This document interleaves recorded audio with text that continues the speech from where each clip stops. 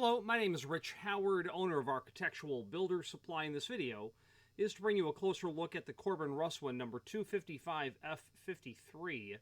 This is a cylinder collar. This would really be used for a rim cylinder. I suppose you could use it for a mortise cylinder if, the application permitted this unit, but you'd really see it with a rim cylinder. And what's nice about this unusual collar, and unusual it is in the sense that you don't bump into it, is that it gives you an all but flush installation. Now this is a smart little piece of hardware in the application where, I had a client one time, we did a restaurant for him, a large restaurant, and there was a door that was going to take deliveries, but it was going to be the owner's way to get in because it was right off the parking lot, and he wouldn't have to. He can come and go without being seen, so to speak. Not without being seen, but if he needed to get immediately to his office, he could go the back way. Is the bottom line.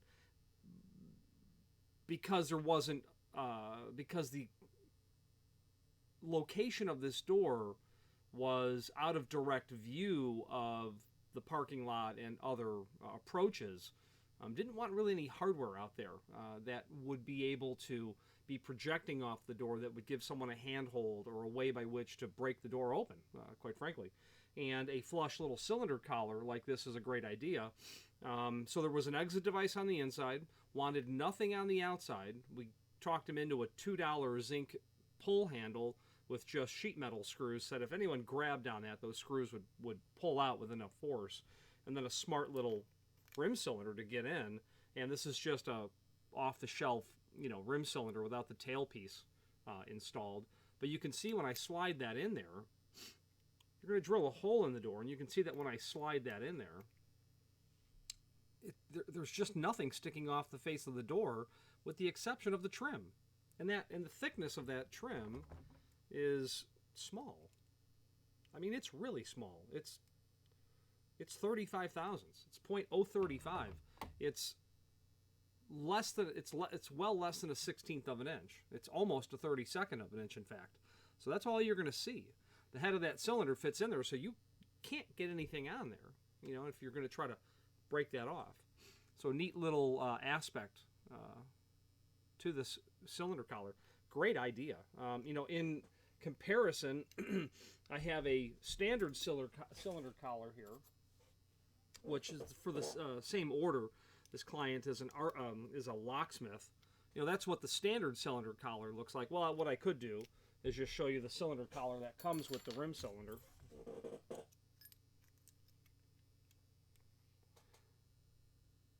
Still not a lot sticking off the door.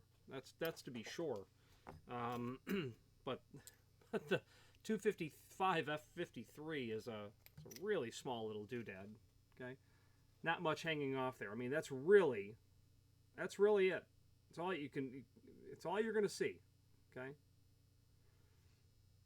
Let's take some basic dimensional properties of the item so we know what we're dealing with.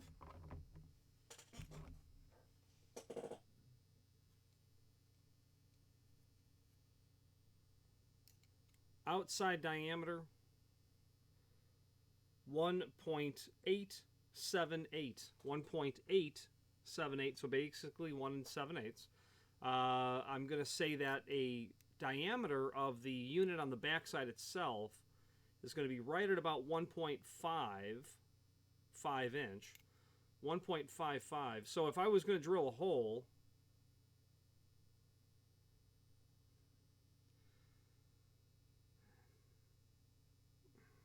you're going to need to be at 1 9/16 diameter would be my guess. You drill 1.5 inch, and I just think you're going to be too tight. You're going to be too tight on the door. So 1 9/16 would be a minimum. I don't know what the factory would call out for this. At 1 5/8 you wouldn't be in trouble either. But 1 9/16 would be a theoretical tight dimension. You don't have too much play when the cylinder is in the ring itself. You've got a little bit, maybe 3/32 of an inch at the very most. So not making the hole too large, is key. It'll keep that cylinder in place. But if you need a small amount of movement on the rim cylinder itself, you do have a small amount of play. And then again, the thickness, we tested that. It was 35 thousandths. The overall thickness of the plate, just for the sake of gauging it, is about 0.155. 0.155. This is listed in the 626 finish, which is satin chrome. Yeah, satin chrome. 626 should mean that it's made of brass. It is definitely not magnetic. So there you go. They call it 626 and it's not magnetic, and that means 626 means the base material is brass. At least the magnet tells us it's not in ferrous, right? So let's switch to the screen view where we can take a look at the cut sheet that's associated with this item. Okay, so this is the item that we're looking at. Not much to see here currently. There will be a cut sheet linked to down below this video by the time you're seeing this. It'll probably be over here. But since I don't have it linked here yet, let's click on the link to the manufacturer's page. We're going to go to the source, which will be the product catalog. And when that document loads, we're going to do a find function, Control F on our keyboard for 255F53. Okay, it's going to come up in a number of places. This is the sheet that you'll see linked to down below, showing this rim cylinder flush mount. This client also ordered that 422 F88, the standard surface mount model. And on this page are other collars for cylinders. There are a lot of different ways to apply a cylinder and a necessary collar to an application. Very interestingly, on the next page are master ring collars. If you are a student of Corbin Russwin Co, you might want to take a look at the cylinder manual, which I'll show you where we have it located, and do a little deep dive on master ring. That's a very fascinating cylinder platform, a way of having two shear lines in a lock, driven by pin tumblers. Anyway, back to our cut sheet. Spring-loaded collars, solid collars, cylinder ring, backing collars below. This is a very common style here, just a straight ring. Your head will fit inside of there. You can add a wave washer to some of these collars, and this is the wave washer here. And it basically, you would certainly use a wave washer on these tapered solid collars. Here's a blocking ring. They will do these in different thicknesses as well. The wave washer allows you to install the wave washer into the area of the cylinder collar to receive the cylinder and tighten the cylinder down, and the wave washer somewhat slightly compresses to keep everything taut on the face of the door. Okay, but there's our 255 F53 right there. Now back to the manufacturer's page.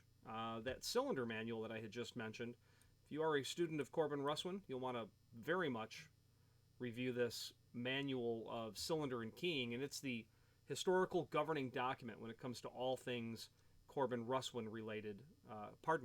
P.F. Corbin, Russell and Irwin, Corbin Russwin, and Corbin and Russwin. The history of their keying system, that while it's not an absolute cutting edge in terms of new publication year document, it is the living history of all things related to those keying systems. If you delve into the world of Corbin Russwin at all, not being aware of this document does not allow you to work successfully within those ecologies of those key systems. Absolutely breathtaking in terms of the amount of data that is voluntarily published by the manufacturer. Medico has a couple of manuals that are published on their traditional, their biaxial, and then Medico 3, which,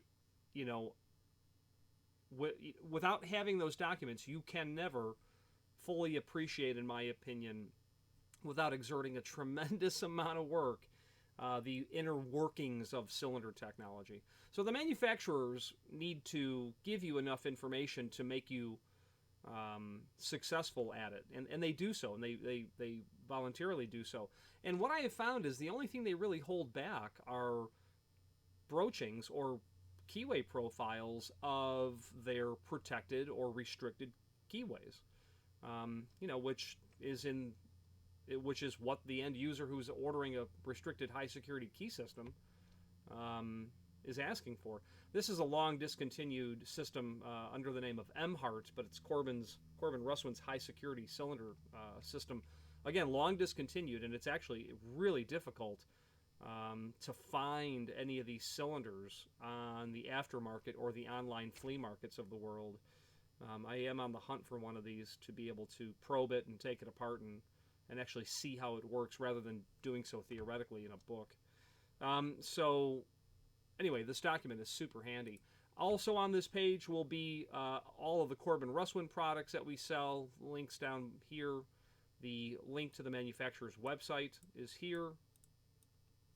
A link to the manufacturer's full product catalog is here. Several other encyclopedic documents, templates, service manuals, parts diagrams, things of that nature. Archival catalogs from P.F. Corbin. If you want to see what they were doing in 1895, there's your catalog link. The Russwin material, we do have an archival catalog, but back in the old days, they were known as Russell and Irwin. Just have to spell it right. Russell Irwin. And there's a catalog from 1930 from what would have become the Russwin name. Let's switch back to the camera view and wrap up this video.